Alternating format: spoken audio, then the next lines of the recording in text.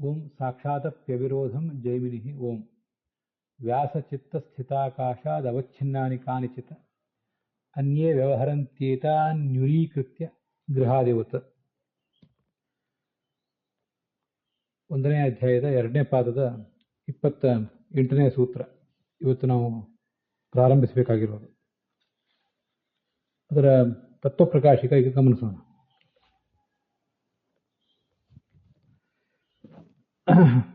ಅಗ್ನಿ, ವೈಶ್ವಾನರ ಮೊದಲಾದ ಶಬ್ದಗಳು ಅಗ್ನಿ ಮೊದಲಾದ ದೇವತೆಗಳಿಗೆ ವಾಚಕ ಅಲ್ಲ ಅಂತಂದ್ರೆ ನೀವು ತತ್ವವಾದಿಗಳು. ಅದರ ಮೇಲೆ ಒಂದು ಪ್ರಶ್ನೆ, ಹಾಗೆ ಅಗ್ನಿಗೆ ಅದು ವಾಚಕ ಅಲ್ಲ ಅಂತ ಆದರೆ ಅದು ಬ್ರಹ್ಮನನ್ನೇ ಹೇಳ್ತದಂತ ಆದರೆ ಪ್ರಸಿದ್ಧಿ ಇದೆಯಲ್ಲ, ಜಗತ್ತಿನಲ್ಲಿ ಪ್ರಸಿದ್ಧಿ ಇದೆ, ಅವು ಅಗ್ನಿಯನ್ನೇ ಹೇಳ್ತವೆ ಅಂತ ಪ್ರಸಿದ್ಧಿ ಇದೆ. ಆ ಪ್ರಸಿದ್ಧಿಯಿಂದ ನಿಮಗೆ ವಿರೋಧ ಬರ್ತದಲ್ಲ ನಿಮ್ಮ ಸಿದ್ಧಾಂತಕ್ಕೆ ಅಂತ ಪ್ರಶ್ನೆ. ತಸ್ಯಾಹ ಕಾರಣಾಂತರಾಭಾವಾತ್, ಆ ಪ್ರಸಿದ್ಧಿಗೆ ಬರ್ಲಿಕ್ಕೆ ಏನು ಕಾರಣ? ಜಗತ್ತಿನಲ್ಲಿ ಇಷ್ಟೊಂದು ಜನ ಎಲ್ಲರೂ ಪ್ರಯೋಗ ಮಾಡ್ತಿದ್ದಾರೆ, ವೈಶ್ವಾನರ ಅಗ್ನಿ ಇತ್ಯಾದಿ ಶಬ್ದಗಳಿಂದ ಅಗ್ನಿಯನ್ನ ವ್ಯವಹರಿಸ್ತಾರೆ. ಮತ್ತು ಇವರೆಲ್ಲರೂ ಇಷ್ಟು ಜನ ಹೀಗೆ ಮಾಡಬೇಕಾದ್ರೆ ಅದಕ್ಕೊಂದು ಕಾರಣ ಇದ್ದಿರ್ಬೇಕಲ್ಲ. ಏನು ಕಾರಣ ಇಲ್ಲದೆ ಹೋದರೆ ಹಾಗೆ ಪ್ರಸಿದ್ಧಿ ಬರೋದು ಹೇಗೆ? ಅದಕ್ಕೊಂದು ಕಾರಣ ಇದೆ ಅಂದರೆ ಅದು ವಾಚಕ ಆಗಿದೆ ಅಂತಲೇ ಅರ್ಥ. ವಾಚಕ ಅನ್ನುವುದೇ ಸಹಜವಾದ ಕಾರಣ. ಆದ್ದರಿಂದ ಪ್ರಸಿದ್ಧನ್ಯತಾನುಪಪತ್ಯ, ಪ್ರಸಿದ್ಧಿ ಅಂತನ್ನೋದು ಈಗ ಕಂಡಿದೆ. ಆ ಪ್ರಸಿದ್ಧಿಯನ್ನು ಹೊಂದಿಸಬೇಕಾದ್ರೆ, ಸಮರ್ಥನೆ ಮಾಡಬೇಕಾದ್ರೆ ಅನ್ಯೇಷಾಂ ವಾಚಿತ್ವಂ, ಈ ಉಳಿದ ಪದಾರ್ಥಗಳನ್ನು ಕೂಡ ಅಗ್ನಿ ಮೊದಲಾದವುಗಳನ್ನು ಕೂಡ ಅಗ್ನಿ ವೈಶ್ವಾನ ಇತ್ಯಾದಿ ಶಬ್ದಗಳು ಹೇಳ್ತವೆ ಅಂತ ಒಪ್ಪಬೇಕು ಅಂತ ಪ್ರಶ್ನೆ. ಈ ಪ್ರಶ್ನೆಗೆ ಪರಿಹಾರವನ್ನು ಹೇಳುವ ಸೂತ್ರವನ್ನು, ವೇದವ್ಯಾಸರು ರಚಿಸಿದ ಸೂತ್ರವನ್ನು ನಮ್ಮೆದುರಿಗೆ ತೋರಿಸಿ ಆಚಾರ್ಯರು ವ್ಯಾಖ್ಯಾನ ಮಾಡ್ತಿದ್ದಾರೆ.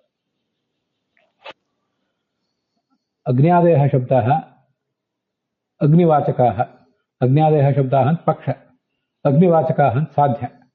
ಅಗ್ನ್ಯಾದಿಷು ಪ್ರಸಿದ್ಧತ್ವಾತ್, ಅಗ್ನಿ ಮೊದಲಾದವುಗಳಲ್ಲಿ ಅದು ಪ್ರಸಿದ್ಧವಾಗಿರುವುದರಿಂದ ಈ ಪ್ರಸಿದ್ಧಿಯನ್ನು ಹೊಂದಿಸಬೇಕಂದ್ರೆ ವಾಚಕತ್ವವನ್ನು ಒಪ್ಪಬೇಕು. ವಾಚಕತ್ವ ಎಂಬ ಸಾಧ್ಯವನ್ನು ಒಪ್ಪದೆ ಹೋದರೆ ಪ್ರಸಿದ್ಧ ಹೇಗಾಯಿತು? ಯಾವುದಕ್ಕೂ ಘಟ ಅನ್ನೋ ಶಬ್ದ ಪಟ ಅನ್ನೋ ಅರ್ಥದಲ್ಲಿ ವಾಚಕ ಏನಾಗಿ ಪ್ರಸಿದ್ಧವಾಗಿ ನಮ್ಗೇನು ಕಂಡಿಲ್ಲಲ್ಲ. ಸುಮ್ಮನೆ ಎಲ್ಲರೂ ಬೇಕಾಬಿಟ್ಟು ಯಾವುದೋ ಒಂದು ಶಬ್ದ ಇನ್ಯಾವುದೋ ಅರ್ಥದಲ್ಲಿ ಪ್ರಸಿದ್ಧವಾಗಿರುವುದು ಕಂಡಿರೋದಿಲ್ಲ. ಯಾಕಂದ್ರೆ ವಾಚಕನೇ ಅಲ್ಲ. ವಾಚಕ ಇಲ್ಲಿ ಪ್ರಸಿದ್ಧ ಆಗಿದೆ ಅಂದರೆ ವಾಚಕ ಆಗಿದೆ ಅಂತ ಅದೊಂದು ಅನುಮಾನ. ಯದ್ಯಪಿ ಅಜ್ಞಾದಿ ಶಬ್ದ ನ ಅಜ್ಞಾದಿ ವಾಚಕ, ನಮ್ಮ ಸಿದ್ಧಾಂತ ಏನು ಅಂದರೆ ಅಗ್ನಿ ಮೊದಲಾದ ಶಬ್ದಗಳು ಅಜ್ಞಾದಿಗಳಿಗೆ ಅದು ವಾಚಕವೇ ಅಲ್ಲ. ಕಿಂತು ಬ್ರಹ್ಮವಾಚಕ, ಮೂಲತಃ ಬ್ರಹ್ಮನನ್ನೇ ಅವೆಲ್ಲ ಹೇಳೋದು. ಬ್ರಹ್ಮವಾಚಕ ಏವ ತಥಾಪಿ ನ ಪ್ರಸಿದ್ಧಿ ವಿರೋಧ. ಆದರೂ ಕೂಡ ಈ ಪ್ರಸಿದ್ಧಿ ಅನ್ನೋದೇನಿದೆಯಲ್ಲ, ಲೋಕದಲ್ಲಿ ಆ ಅಗ್ನಿ ಎಂಬ ಶಬ್ದದಿಂದ ಅಗ್ನಿಯನ್ನು ಹೇಳ್ತಾರೆ, ಜಲ ಎಂಬ ಶಬ್ದದಿಂದ ಜಲವನ್ನು ಹೇಳ್ತಾರೆ. ಅದರಿಂದ ವಿರೋಧ ಏನಿಲ್ಲ. ಯಾಕೆ ಅಂದರೆ ಇವೆಲ್ಲ ಶಬ್ದಗಳು ಕೂಡ ಅನನ್ಯ ಯೋಗದಿಂದ ಬ್ರಹ್ಮನನ್ನು ಹೇಳ್ತವೆ. ಯೋಗ ಅಂದರೆ ಸಂಬಂಧ ಅಂತ ಅರ್ಥ ಸಾಮಾನ್ಯವಾಗಿ. ಅನನ್ಯ ಯೋಗ ಅಂದರೆ ಅಸಾಧಾರಣವಾದ ಸಂಬಂಧ. ಸಾಮಾನ್ಯವಾಗಿ ಯೋಗ ಅಂದರೆ ಸಂಬಂಧ. ಇಲ್ಲಿ ಯೋಗ ಅಂತಂದ್ರೆ ಶಬ್ದಕ್ಕೂ ಅರ್ಥಕ್ಕೂ ಇರುವ ಸಂಬಂಧ. ಅನನ್ಯ ಯೋಗ ಅಂತಂದ್ರೆ ಅದು ಪರಬ್ರಹ್ಮನಿಗೂ ಆ ಶಬ್ದಗಳಿಗೂ ಬಿಡಿಸಲಾರದ ಸಂಬಂಧ. ಅದು ಅಸಾಧಾರಣವಾದ ಸಂಬಂಧ. ಅದನ್ನೇ ಮಹಾಯೋಗ ಅಂತ ಹೇಳೋದು. ಅನನ್ಯ ಯೋಗೇನ ಬ್ರಹ್ಮವಾಚಕವೇ ಈ ಎಲ್ಲ ಶಬ್ದಗಳು. ಆದರೂ ಆ ಶಬ್ದಗಳಿಂದ ಜ್ಞಾನಿಗಳಾದವರು ಅಗ್ನ್ಯಾದಿಗಳಲ್ಲಿ ವ್ಯವಹಾರ ಮಾಡ್ತಾರೆ. ತೈಹಿ ಜ್ಞಾನಿನಃ ಹಾನಿ ಸಿದ್ಧಾರ್ಥಂ ಅನ್ಯತ್ರ ಅಜ್ಞಾದು ವ್ಯವಹರಂತಿ. ಅಗ್ನಿ, ಜಲ ಮೊದಲಾದವುಗಳಲ್ಲಿಯೂ ಅದೇ ಶಬ್ದಗಳಿಂದ ವ್ಯವಹಾರ ಮಾಡ್ತಾರೆ. ಯಾಕೆ ಮಾಡ್ತಾರೆ ಅಂದರೆ ಹಾನಾದಿ ಸಿದ್ಧಾರ್ಥಂ. ಹಾನ ಉಪಾದಾನ ಶಬ್ದಗಳನ್ನು ಕೇಳಿರ್ತೀರಿ ನೀವು. ಹಾನ ಅಂದರೆ ಅದನ್ನು ಪರಿತ್ಯಾಗ ಮಾಡೋದು, ಉಪಾದಾನ ಅಂದರೆ ಸ್ವೀಕಾರ ಮಾಡೋದು. ನಮ್ಮ ಎದುರಿಗಿರುವ ವಸ್ತುಗಳಲ್ಲಿ, ಇಡೀ ಜಗತ್ತಿನಲ್ಲಿ ಚೇತನ ಇರಲಿ ಜಡ ಇರಲಿ, ಎಲ್ಲದನ್ನು ಒಂದನ್ನು ನಾವು ಆ ವಸ್ತುಗಳ ಕುರಿತಾಗಿ ಹಾನ ಮಾಡ್ತೀವಿ ಅಥವಾ ಉಪಾದಾನ ಮಾಡ್ತೀವಿ. ಕೆಲವುದನ್ನು ಬಿಡ್ತೀವಿ, ಕೆಲವುದನ್ನು ಸ್ವೀಕಾರ ಮಾಡ್ತೀವಿ. ಅದು ಆಗಬೇಕಾದ್ರೆ ಅದ್ರ ಬಗ್ಗೆ ಜ್ಞಾನ ಬರಬೇಕು, ಅದ್ರ ಕುರಿತು ಹೇಳಬೇಕು. ಇಂಥದನ್ನು ತೊಗೊಂಡು ಬಾ ಅಂತ ನಾವು ಯಾರಿಗೋ ಹೇಳಬೇಕು, ಇಂಥದನ್ನು ತೊಗೊಂಡ್ಬರಬೇಡ ಅಂತ ಹೇಳಬೇಕು. ಹಾಗಾದರೆ ಅಗ್ನಿ ಎಂಬ ಶಬ್ದದಿಂದ ಎಲ್ಲ ಕಡೆಯೂ ಪರಮಾತ್ಮನ ಧ್ಯಾನನೇ ಆಗ್ತಾ ಹೋದರೆ ಯಾವ ಕೆಲಸವೂ ಜಗತ್ತಲ್ಲಿ ನಡೆಯಕ್ಕಿಲ್ಲ. ಆದ್ದರಿಂದ ಹಾನ ಉಪಾದಾನಾದಿ ಸಿದ್ಧಾರ್ಥಂ ಅನ್ಯತ್ರ ಅಜ್ಞಾದು ವ್ಯವಹರಂತಿ,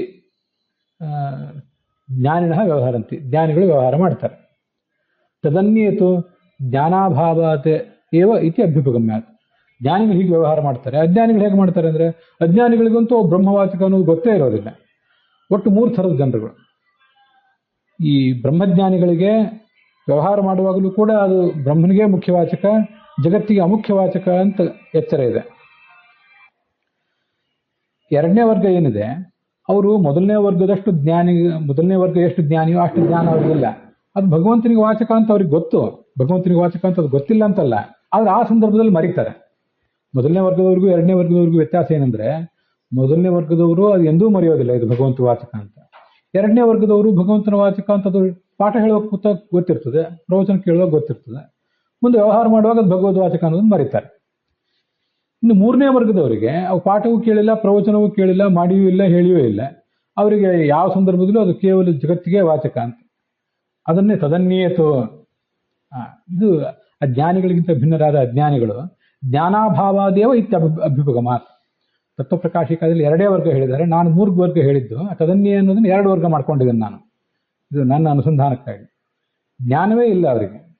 ಕೆಲವರಿಗೆ ನಾನು 2 ವರ್ಗ ಹೇಳಿದ್ನಲ್ಲ, ಒಬ್ಬರಿಗೆ ಜ್ಞಾನ ಇದೆ, ಆ ಸಂದರ್ಭದಲ್ಲಿ ಅದರ ವ್ಯವಹಾರ ಮಾಡ್ತಿರುವಾಗ ಜಗತ್ತಿನಲ್ಲಿ ಮಗ್ನರಾಗಿರ್ತಾರೆ, ಅದರಿಂದ ಅದು ಮರ್ತು ಹೋಗಿರ್ತದೆ ಅಷ್ಟೇ. ಅದ್ರ ಬಗ್ಗೆ ಅರಿವಿರೋದಿಲ್ಲ, ಆ ಸಂದರ್ಭದಲ್ಲಿ ಎಚ್ಚರ ಇರೋದಿಲ್ಲ. ಅದಾದ್ಮೇಲೆ ಇನ್ನು 3ನೇವರಿಗಂತೂ ಗೊತ್ತೂ ಇಲ್ಲ, ಮರೆತೂ ಇಲ್ಲ, ಗೊತ್ತಿದ್ರೇಳು ಮರೆಯೋ ಪ್ರಶ್ನೆ ಅಂತ. ಇದು 3ನೇ ವರ್ಗ. ಏವಂ ಅಭ್ಯುಪಗಮೇಚ ಪ್ರಸಿದ್ಧಿ ಅನ್ಯಥಾ ಉಪಪತ್ತೇ ತದ್ವಿರೋಧಾತ್. ಈ ಥರ ಒಪ್ಕೊಂಡ್ರೆ ಮೂಲತಃ ಭಗವಂತನಿಗೆ ವಾಚಕ, ಆದರೆ ಬೇರೆ ಗತಿ ಇಲ್ಲ, ಅದರಿಂದ ಜಾಗತಿಕ ಚೇತನ ಮತ್ತು ಅಚೇತನಗಳ ಬಗ್ಗೆ ಅದನ್ನು ವ್ಯವಹಾರ ಮಾಡ್ತಾ ಇದ್ದೀವಿ ಅಂತ ಒಪ್ಕೊಂಡ್ರೆ, ಆವಾಗ ಯಾಕೆ ಜಾಗತಿಕ ವಸ್ತುಗಳಲ್ಲಿ, ಲೌಕಿಕ ವಸ್ತುಗಳಲ್ಲಿ ಆ ಪ್ರಸಿದ್ಧಿ ಇದೆಯಲ್ಲ, ಅದನ್ನು ಅನ್ಯಥಾ ಉಪಪತ್ತಿ ಸಿದ್ಧೇಹೆ, ಅದನ್ನು ಬೇರೆ ರೀತಿ ಹೊಂದಿಸ್ಲಿಕ್ಕೆ ಸಾಧ್ಯ ಆಯಿತು. ಅವು ವಾಚಕ ಅಲ್ಲದೆ ಹೋದರೂ ಹೊಂದಿಸ್ತೀವಿ. ಮುಖ್ಯವಾಗಿ ವಾಚಕ ಅಲ್ವೇ ಅಲ್ಲ, ಆದರೂ ಅಮುಖ್ಯವಾಗಿ ಅದು ವಾಚಕ ಅಂತ ತೋರಿಸಿದಂಗೆ ಆಯಿತು.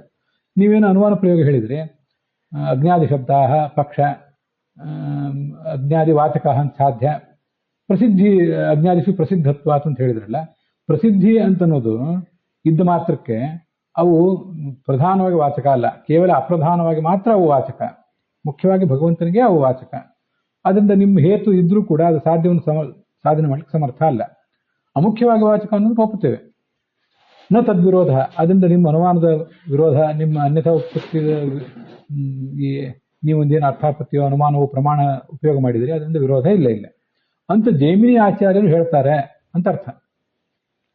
ಇಲ್ಲೊಂದು ಪ್ರಶ್ನೆ ನಮಗೆಲ್ಲ ಬರ್ತದೆ, ಅದೇನ್ರಿ ಜೈಮಿನಿ ಹೆಸರು ಯಾಕೆ ಹೇಳ್ತೀರಿ ಅಂತ, ವೇದವ್ಯಾಸರು ಹೇಳ್ತಾ ಇಲ್ವಾ ಅಂತ ಪ್ರಶ್ನೆ ಬರ್ತದೆ.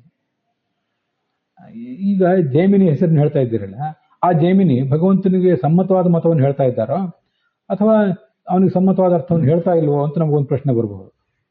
ಒಂದು ವೇಳೆ ಆ ಜೈಮಿನಿ ಮೊದಲಾದವರು ಹೇಳುವ ಮತ ಭಗವಂತನಿಗೆ ವಿರೋಧಿ ಅಲ್ಲ ಅಂತಾದ್ರೆ ಜೈಮಿನಿ ಹೆಸರು ಯಾಕೆ ಹೇಳ್ತೀರಿ? ಇದರ ಭಗವಂತನ ವೇದವ್ಯಾಸನ ಹೆಸರೇ ಹೇಳ್ಬೋದಲ್ಲ, ದೊಡ್ಡವರ ಹೆಸರೇ ಹೇಳ್ಬೋದು, ಅವ್ರ ಹತ್ರ ಓದೇ ಅಲ್ಲ ಇವ್ರು ಹೇಳ್ತಿರೋದು. ಆದ್ರಿಂದ ಇತರರ ಹೆಸರನ್ನು ಹೇಳುವುದೇ ವ್ಯರ್ಥ. ಇನ್ನು ವಿರೋಧಿ ಅಂತಾದ್ರೆ, ಜೈಮಿನ್ಯಾದಿಗಳು ತಾವು ತಿಳಿದದ್ದು ಭಗವಂತನ ವೇದವ್ಯಾಸರ ಮತಕ್ಕೆ ವಿರೋಧಿ ಅಂತಾದ್ರೆ ಮತ್ತೆ ಅದನ್ನ ಇಲ್ಲಿ ಹೇಳ್ತೀರಿ ಯಾಕೆ? ಕಥಂ ವಿರುದ್ಧ ರಾದ್ಧಾಂತೇನ, ರಾದ್ಧಾಂತ ಅಂದ್ರೆ ಹಗರಣ ಅಂತ ಅರ್ಥ ಅಲ್ಲ, ಎಲ್ಲ ಕಡೆ ಸಿದ್ಧಾಂತ ಅಂತ ಅರ್ಥ. ಮಧ್ವರಾದ್ಧಾಂತ ಸಂವರ್ಧಿನಿ ಸಭಾ ಅಂತೆಲ್ಲ ಹೇಳ್ತಿರ್ತಾರೆ. ವಸ್ತುತಃ ನಮ್ಮ ಎಲ್ಲಾ ಶಬ್ದಗಳನ್ನು ನಾವು ತಿರುಚಿದ್ದೇವೆ. ನಿಮ್ಮ ರಾಮಾಯಣ ಸಾಕು, ನಿಮ್ಮ ಮಹಾಭಾರತ ಸಾಕು, ನಿಮ್ಮ ರಾದ್ಧಾಂತ ಏನು ಅಂತ. ವಸ್ತುತಃ ರಾದ್ಧಾಂತ ಅಂದ್ರೆ ಸಿದ್ಧಾಂತ. ಈ ವಿರುದ್ಧವಾದ ರಾದ್ಧಾಂತದಿಂದ ಯಾವುದೋ ಜೈಮಿನಿ ಮತ ವೇದವ್ಯಾಸರ ಮತಕ್ಕೆ ವಿರುದ್ಧ ಅಂದ್ರೆ ಅದನ್ನ ಹೇಳಿ ಏನು ಉಪಯೋಗ ಇಲ್ಲ. ಅದರಿಂದ ಏನು ಪರಿಹಾರ ಏನು ಹೇಳಿದಾಗಾಯ್ತು ಅಂದ್ರೆ, ಇದು ತುಂಬಾ ಅದ್ಭುತವಾದ ಶ್ಲೋಕ ನಮ್ಮ ಅನುಸಂಧಾನ ದೃಷ್ಟಿಯಿಂದ, ಸ್ಕಂದ ಪುರಾಣದ. ವ್ಯಾಸಚಿತ್ತ ಸ್ಥಿತಾಕಾಶಾತ್ ಅವಚ್ಛಿನ್ನಾನಿ ಕಾನಿಚಿತ. ವೇದವ್ಯಾಸರ ಮತ, ವೇದವ್ಯಾಸರ ಮನಸ್ಸು ಅನ್ನುವುದು ಅದೊಂದು ಆಕಾಶ. ವೇದವ್ಯಾಸರ ಮನಸ್ಸಿನಲ್ಲಿ ಆಕಾಶ ಇದೆ, ದೊಡ್ಡ ಆಕಾಶ, ಶಾಸ್ತ್ರವೆಂಬ ಆಕಾಶ. ಅದರಲ್ಲೇ ಇರುವಂತಹ ಕೆಲವು ವಿಷಯಗಳನ್ನ ಕತ್ತರಿಸಿ ನೋಡಿ, ಸುಮ್ಮನೆ ಬೇಕಂತ ಕತ್ತರಿಸಿ ಅಂತ ಹೇಳ್ತಿದ್ದೇನೆ, ಕತ್ತರಿಸಿ ಅನ್ಯೇ ವ್ಯವಹರಂತಿ. ಉಳಿದವರೆಲ್ಲ ಜೈಮಿನಿ ಇವರು ಉಳಿದವರೆಲ್ಲರೂ ಕೂಡ ಕೆಲವು ವಿಷಯಗಳನ್ನು ಹೇಳ್ತಾರೆ. ಅನ್ಯೇ ವ್ಯವಹರಂತೇತಾನಿ ಉರೀಕೃತ್ಯ ಗೃಹಾಧಿವತ್. ಗೃಹ ಅಂತ ಯಾಕೆ ಕೊಟ್ಟಿದ್ದಾರೆ ಅಂದ್ರೆ, ಈಗ ವಸ್ತುತಃ ಬಹಳ ದೊಡ್ಡ ಆಕಾಶ ನಮ್ಮ ಎದುರುಗಡೆ ಇರೋದು. ಅದರಲ್ಲಿ ನಾನೊಂದು ಯಾವುದೋ ಜಾಗಕ್ಕೆ ರಿಜಿಸ್ಟ್ರೇಷನ್ ಮಾಡ್ಕೊಂಡೆ, ನೀವೊಂದು ಮತ್ತೊಂದು ಯಾವುದೋ ಜಾಗಕ್ಕೆ ರಿಜಿಸ್ಟ್ರೇಷನ್ ಮಾಡ್ಕೊಂಡ್ರಿ. ಅದನ್ನ ಅಲ್ಲಿ ನಾವು ಮನೆ ಕಟ್ಕೊಂಡ್ವಿ. ನನ್ನ ಆಕಾಶವನ್ನು ನಾನು ಕತ್ತರಿಸಿಕೊಂಡೆ, ನಿಮ್ಮ ಆಕಾಶವನ್ನು ನೀವು ಕತ್ತರಿಸಿಕೊಂಡ್ರಿ. ಮೂಲ ಆಕಾಶಕ್ಕೆ ಅದರಿಂದ ಏನು ಧಕ್ಕೆ ಆಗಲಿಲ್ಲ. ನನ್ನನ್ನು 4 ಗೋಡೆ ನಾನು ಕಟ್ಕೊಂಡ್ರೆ, ನಿಮ್ಮ 4 ಗೋಡೆ ನೀವು ಕಟ್ಕೊಂಡ್ರೆ ಅದರಿಂದ ಯಾರಿಗೂ ಏನು ಧಕ್ಕೆ ಏನಾಗಲಿಲ್ಲ. ಅದರಿಂದ ಹೀಗೆ ಒಂದೇ ಆಕಾಶದಲ್ಲೇ ಸ್ವಲ್ಪ ಸ್ವಲ್ಪ ಆಕಾಶದಲ್ಲಿ ನಾನೊಂದು ಮನೆ ನೀವೊಂದು ಮನೆ ಕಟ್ಟಿಕೊಂಡಂತೆ ಅನ್ಯೇ ಏತಾನಿ ಉರೀಕೃತ್ಯ ವ್ಯವಹಾರಂತೆ. ಉಳಿದೆಲ್ಲ ಜೈಮಿ ಮೊದಲಾದವರು ಅದನ್ನ ತಾವು ಒಪ್ಪಿಕೊಂಡು ಅದನ್ನ ವ್ಯವಹಾರ ಮಾಡ್ತಾರೆ. ಅದು ಮುಂದೊಂದು ಕಡೆ ಎಲ್ಲೋ ಇದೆ, ಅದು ನಿಮಗೆಲ್ಲರೂ ನೆನಪಿದ್ರೆ ಹೇಳಿ. ಸರಿ, ಅವ್ರ ಹೆಸರು ಯಾಕೆ ಹೇಳ್ತಾರೆ ವೇದವ್ಯಾಸರು ಅಂದ್ರೆ ಶಿಷ್ಯರ ಮೇಲೆ ಪ್ರೀತಿ ಎಂದು ಹೇಳ್ತಾರಂತೆ ಅಂತ. ಈಗ ಅದೊಂದು ಕಡೆ ಬಂದಿದೆ. ಜೈಮಿನಿ ಆದಿ ಮತಾನ ನ ವ್ಯಾಸ ಮತ ವಿರೋಧ. ಜೈಮಿನಿ ಮತಗಳು ವ್ಯಾಸ ವಿರುದ್ಧವಾದ ಮತ ಅಲ್ಲ, ಅಂಥದನ್ನು ವೇದವ್ಯಾಸರು ಹೇಳೋರಲ್ಲ. ತಥಾಪಿ ತನ್ಮತೈಕ ದೇಶ ಉರದೀಕರಣಾಭಿಪ್ರಾಯೇಣ, ಅದರಲ್ಲಿ ಅನೇಕ ಅಭಿಪ್ರಾಯಗಳಿವೆ ಅಲ್ಲ, ಅದರಲ್ಲಿ ಯಾವುದೋ ಒಂದನ್ನು ಇವರು ಒಪ್ಕೊಂಡಿದ್ದಾರೆ, ಒಪ್ಕೊಂಡು ಅದನ್ನೇ ಹೇಳ್ತಿದ್ದಾರೆ. ಅಂದ್ರೆ ಉಳಿದುದನ್ನು ಒಪ್ಪಲಿಲ್ಲ ಅಂತ ಅರ್ಥ ಅಲ್ಲ, ಮತ್ತೆ ಅದು ಅಲ್ಲ, ಎಲ್ಲವನ್ನೂ ಒಪ್ಪಿದ್ದಾರೆ. ಅಲ್ಲಿ ಹೇಳುವಾಗ ಯಾವುದೋ ಒಂದನ್ನು ಹೇಳಿದ್ದಾರೆ, ಅವ್ರಿಗೆ ಹೈಲೈಟ್ ಮಾಡಬೇಕು ಅಂತ ಅನಿಸ್ತು. ಆ ಶಿಷ್ಯರ ಮೇಲೆ ಪ್ರೀತಿಯಿಂದ ವೇದವ್ಯಾಸರು ಅವ್ರ ಹೆಸರನ್ನು ಹೇಳಿದರು ಅಂತ ಮುಂದೊಂದು ಕಡೆ ಬರ್ತದೆ. ಅನ್ಯಾರ್ಥಂತು ಬಾದರಿಹಿ ಇತ್ಯಾದಿ ಏನೇನೋ ಕೆಲವು ಸೂತ್ರಗಳಿವೆ.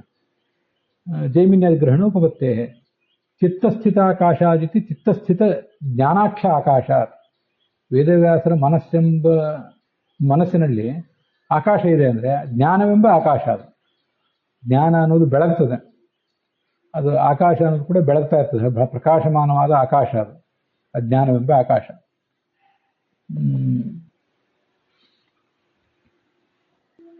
ಅನ್ಯೇ ಅಂತ ಬಹುವಚನ ಇದೆಯಲ್ಲ, ಅದು ಯಾಕೆ ಪ್ರಯೋಗ ಮಾಡಿದ್ದಾರೆ ಅಂದರೆ ವಕ್ಷ್ಯಮಾಣ ಮತ್ತು ವಿವಕ್ಷಯ.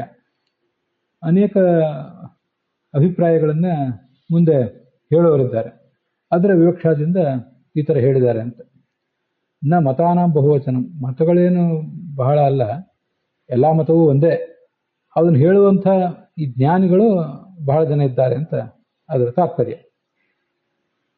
ಇದನ್ನೇ ಅಭಿನವ ಚಂದ್ರಿಕಾ ಮೊದಲಾದ ಟಿಪ್ಪಣಿಗಳಲ್ಲಿ ಅನನ್ಯ ಯೋಗೇನ ಅಂತ 873ನೇ ಪುಟದಲ್ಲಿ ಬ್ರಹ್ಮ ಮಾತ್ರವಾಚಕೈ ತೈ ಶಬ್ದೈ ಹಾನಾದಿ ವ್ಯವಹಾರ ಸಿದ್ಧಾರ್ಥಂ. ಕೇವಲ ಅದು ಮಹಾಯೋಗದಿಂದ ಬ್ರಹ್ಮನಿಗೆ ಮಾತ್ರ ವಾಚಕ. ಆ ಶಬ್ದಗಳನ್ನು ಇಟ್ಕೊಂಡು ಪರಾಧೀನ ಪ್ರವೃತ್ತಿ ನಿಮಿತ್ತ ಯೋಗೇನ ಅಜ್ಞಾದು ಅಜ್ಞಾದಿ ಶಬ್ದಾನ್ ವ್ಯವಹಾರಂತೆ. ಅಗ್ನಿ ಮೊದಲಾದ ಶಬ್ದಗಳನ್ನು ಅಜ್ಞಾದಿಗಳಲ್ಲಿ ವ್ಯವಹಾರ ಮಾಡ್ತಾರೆ. ಯಾಕಂದ್ರೆ ವ್ಯವಹಾರ ಸಿದ್ಧಾರ್ಥಂ. ಅಜ್ಞಾನಿನಸ್ತು, ಅಜ್ಞಾನಿಗಳ ಪಾಡು ಬೇರೆನೇ ಇರ್ತದೆ. ಅವ್ರ ಪರಮ ಮುಖ್ಯ ವೃತ್ತಿ ಜ್ಞಾನ ಅಭಾವಾತ್, ಅವರಿಗೆ ಪರಮ ಮುಖ್ಯ ವೃತ್ತಿ ಅನ್ನೋದು ಗೊತ್ತೇ ಇಲ್ಲ. ಮುಖ್ಯ ವೃತ್ತಿ ವಿಷಯ ಅಜ್ಞಾದಿ ಶಬ್ದಾನ್ ಅಜ್ಞಾದಿಷು ವ್ಯವಹರಂತಿ. ಅವರು ಅಗ್ನಿ ಮೊದಲಾದ ಶಬ್ದಗಳನ್ನು ಪ್ರಯೋಗ ಮಾಡುವುದು ಅಜ್ಞಾದಿಗಳಲ್ಲಿ, ಅಜ್ಞಾನದಿಂದ ಪ್ರಯೋಗ ಮಾಡ್ತಾರೆ. ವ್ಯವಹಾರದಿಂದಾಗಿ ಪ್ರಸಿದ್ಧಿ ಬಂದಿದೆ. ಜಗತ್ತಿನ ವ್ಯವಹಾರ ಇದೆ, ಅದಿಲ್ಲ ಅಂತಲ್ಲ ಅಂತದ್ರ ತಾತ್ಪರ್ಯ. ಈ ಚಕ್ರೇತ್ ಜೈಮಿನಿಂ ಸಾಮ್ನಾಂ, ಜೈಮಿನಿಯನ್ನ ಸಾಮವೇದಕ್ಕೆ ಪ್ರವರ್ತಕನನ್ನಾಗಿ ಮಾಡಿದರು ಅಂತ ಮಹಾಭಾರತ ತಾತ್ಪರ್ಯ ನಿರ್ಣಯದಲ್ಲಿ ಉಲ್ಲೇಖ ಇದೆ. ಋಗ್ವೇದಕ್ಕೆ ಪ್ರವರ್ತಕ ಪೈಲ, ಯಜುರ್ವೇದದಲ್ಲಿ ಶುಕ್ಲ ಯಜುರ್ವೇದಕ್ಕೆ ಪ್ರವರ್ತಕ ಸೂರ್ಯ, ಕೃಷ್ಣ ಯಜುರ್ವೇದಕ್ಕೆ ಪ್ರವರ್ತಕ ವೈಶಂಪಾಯನ, ಮತ್ತೆ ಸಾಮವೇದಕ್ಕೆ ಪ್ರವರ್ತಕ ಜೈಮಿನಿ, ಅಥರ್ವ ಅಂಗಿರಸ್ ಆ ವೇದಕ್ಕೆ ಪ್ರವರ್ತಕ ಸುಮಂತು ಅಂತ ಹೀಗೆ ಬಂದಿದೆ. ಜೈಮಿನಿ ಋಷಿಯಲ್ಲಿ ಇಂದ್ರನ ಆವೇಶ ಇತ್ತು. ಹೀಗೆ ಜೈಮಿನಿ ಮತವನ್ನು ಇಲ್ಲಿ ತಗೊಂಡಿದ್ದಾರೆ. ಆ ಜೈಮಿನಿ ವೇದವ್ಯಾಸರ ಶಿಷ್ಯ, ಅವರಲ್ಲಿ ಆವಿಷ್ಟನಾದ ಇಂದ್ರ ಇದ್ದಾನೆ. ಶಕ್ರ ಜೈಮಿನಿ ಆವಿಷತ್ ಅಂತ ಮಹಾಭಾರತ ತಾತ್ಪರ್ಯ ನಿರ್ಣಯದಲ್ಲಿ ಹೇಳಿರೋದ್ರಿಂದ ಆಯಾ ಋಷಿಗಳು ಅವ್ರದ್ದು ಯೋಗ್ಯತೆ ಬಹಳ ಕಡಿಮೆ ಇಂದ್ರಾದಿ ದೇವತೆಗಳಿಗೆ ಹೋಲಿಸಿದ್ರೆ. ಅದಕ್ಕೆ ಋಗ್ವೇದದ ಪ್ರವರ್ತಕನಾದ ಪೈಲನಲ್ಲಿ ಶೇಷ, ಯಜುರ್ವೇದದ ಪ್ರವರ್ತಕನಾದ ವೈಶಂಪಾಯನಲ್ಲಿ ಬ್ರಹ್ಮ, ಮತ್ತೆ ಸಾಮವೇದದ ಪ್ರವರ್ತಕನಾದ ಜೈಮಿನಿಯಲ್ಲಿ ಇಂದ್ರ ಇದ್ದ. ಗರುಡ ದೇವ ಸುಮಂತು ಮುನಿಯಲ್ಲಿ ಪ್ರವಿಷ್ಟನಾದ. ಅವನು ಆ ಸುಮಂತು ಅಥರ್ವ ವೇದಕ್ಕೆ ಪ್ರವರ್ತಕನಾದಂತ. ಹೀಗೆ ತನಗೆ ಪ್ರಿಯರಾದಂತಹ ಜೈಮಿನಿ ಮತ್ತು ಅವನಲ್ಲಿರುವ ಇಂದ್ರ ಅವರಿಬ್ಬರನ್ನ ನೋಡಿ ಅವರಿಬ್ಬರ ಪ್ರೀತಿಯಿಂದ ಈ ಶಬ್ದ ಪ್ರಯೋಗ ಮಾಡಿದರು ಅಂತ ಮುಂದೊಂದು ಕಡೆ ಎಲ್ಲೋ ಬರ್ತದೆ. ಆ ಹೆಸರನ್ನ ಹೇಳಲಿಕ್ಕೆ ಏನು ಕಾರಣ ಆಗತ್ತಂತ ಅವ್ರದೇ ಅವ್ರ ಅಭಿಪ್ರಾಯನೇ ಅಲ್ಲ ಇದು. ಅಭಿಪ್ರಾಯ ವೇದವ್ಯಾಸರದು, ಅವರನ್ನು ಇವರು ತಿಳ್ಕೊಂಡಿದ್ದಾರೆ ಅಷ್ಟೇ. ಶಿಷ್ಯನ ಹೆಸರು ಹೇಳಲಿಕ್ಕೆ ಏನು ಕಾರಣ ಅಂದ್ರೆ ಶಿಷ್ಯನ ಪ್ರೀತಿಯಿಂದ ಹೇಳಿದ್ದಾರೆ ಅಂತ ಅರ್ಥ. ವೇದವ್ಯಾಸರ ಮನಸ್ಸಿನಲ್ಲಿರುವ ಜ್ಞಾನವನ್ನ ಆಕಾಶ ಅಂತ, ಮನಸ್ಸಿನಲ್ಲಿರುವ ಆಕಾಶ ಅಂತ ಹೇಳಿದ್ರಿಂದ ಅಲ್ಲಿ ಆಕಾಶ ಜ್ಞಾನ ಅನ್ನೋದೇ ಆಕಾಶ ಅಂತ ಇಲ್ಲೊಂದು ಯಾವುದೋ ಟಿಪ್ಪಣಿಯಲ್ಲಿ ಬಂತಲ್ಲ.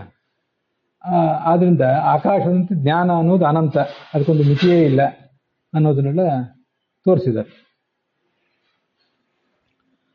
ಹಾನಾದಿ ಸಿದ್ಧಾರ್ಥ ಮುಂತಿದೆಯಲ್ಲ, ನಾನೊಂದು ಅರ್ಥ ಹೇಳಿದೆ. ಜಾಗತಿಕ ವಸ್ತುಗಳಲ್ಲಿ ಕೆಲವು, ಲೌಕಿಕ ವಸ್ತುಗಳಲ್ಲಿ ಕೆಲವನ್ನ ಹಾನ ಮಾಡ್ತೀವಿ, ಪರಿತ್ಯಾಗ ಮಾಡ್ತೀವಿ, ಕೆಲವನ್ನು ಉಪಾದಾನ ಸ್ವೀಕಾರ ಮಾಡ್ತೀವಿ, ಅದು ಒಂದು. ಇನ್ನೊಂದು ಪರಬ್ರಹ್ಮನ ಕುರಿತಾಗಿ ಅದನ್ನ ವಾಕ್ಯಾರ್ಥ ಮುಕ್ತಾವಳಿ ಟಿಪ್ಪಣಿಯಲ್ಲಿ 874ನೇ ಪುಟದಲ್ಲಿ ಬರೀತಾರೆ. ಪ್ರಾಧಾನ್ಯನ ಹಾನಂ ಪರಿವಾರತೆಯ ಉಪಾದಾನಂ. ಅಗ್ನಿ ಮೊದಲಾದ ದೇವತೆಗಳನ್ನ ಜ್ಞಾನಿಗಳು ಹಾನ ಮಾಡ್ತಾರೆ, ಹಾಗೆ ಉಪಾದಾನ ಮಾಡ್ತಾರೆ. ಅದು ಹೇಗೆ ಅಂದ್ರೆ, ಅಗ್ನಿಯೇ ಪ್ರಧಾನ ಅಂತ ಅವ್ರು ಸ್ವೀಕಾರ ಮಾಡೋದಿಲ್ಲ, ಪ್ರಧಾನ ವಿಷ್ಣುವೇ. ಅದರಿಂದ ಅಗ್ನಿಯೇ ಪ್ರಧಾನ ಎಂಬ ವಿಚಾರವನ್ನು ಅವರು ಪರಿತ್ಯಾಗ ಮಾಡಿದ್ದಾರೆ. ಆದರೆ ಅಗ್ನಿ ಭಗವಂತನ ಪರಿವಾರ ಎಂಬ ವಿಷಯವನ್ನು ಸ್ವೀಕಾರ ಮಾಡಿದ್ದಾರೆ ಅಂತ ಹೀಗರ್ಥ. ಅಲ್ಲೇ ಅಥವಾ ಅಗ್ನಿ ಆನೆಯನಾದಿ ಪ್ರವೃತ್ತಿ ಮಿತ್ಯರ್ಥ, ಇದು ನಾನು ಹೇಳಿದ ಅರ್ಥ. ಅಗ್ನಿಯನ್ನ, ಆನೆಯನ್ನ ತರುವುದು ಅದು ಅದು ಉಪಾದಾನ, ಅಗ್ನಿಯನ್ನು ಪರಿತ್ಯಾಗ ಮಾಡುವುದು ಅದು ಹಾನ. ಇದನ್ನು ಕೂಡ ತಗೊಳ್ಬೇಕು. ನಾನು ಮೊದಲನೇ ಅರ್ಥ ಎರಡನೇ ಅರ್ಥ ಹೇಳಿದ್ದೆ. ಆ ಎರಡನೇ ಅರ್ಥವನ್ನು ವಾಕ್ಯಾರ್ಥ ಮುಕ್ತಾವಳಿ ಟಿಪ್ಪಣಿಯಲ್ಲಿದ್ದುದನ್ನು ಗುರುತು ಮಾಡಿಕೊಟ್ಟು. ಅಲ್ಲಿಗೆ ಇವತ್ತಿನ ಈ ಭಾಗ ಸಮಾಪ್ತ ಆಗಿದೆ.